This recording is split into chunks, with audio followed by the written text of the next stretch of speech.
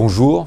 Souvent, il nous est demandé quel serait le livre principal ou le livre premier qu'il faudrait lire en géopolitique.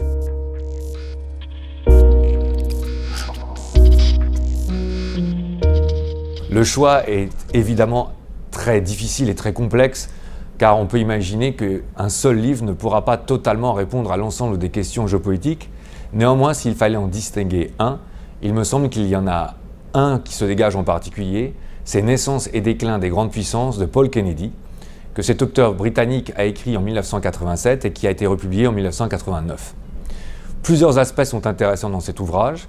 Tout d'abord, tel que l'indique le titre, on comprend bien que l'auteur cherche à comprendre si, tout au long des 500 ou 600 dernières années, ce sont toujours les mêmes modalités qui permettent à une puissance d'émerger, d'arriver au sommet de la hiérarchie mondiale ou ensuite de craindre le déclin.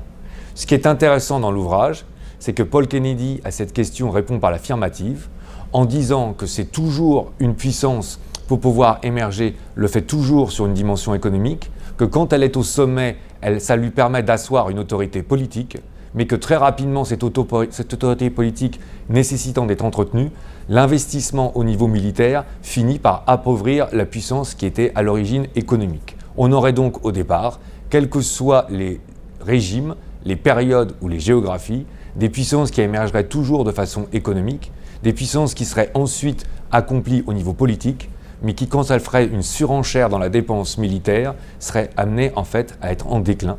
C'est une grille de lecture qui paraît assez intéressante au début du XXIe siècle.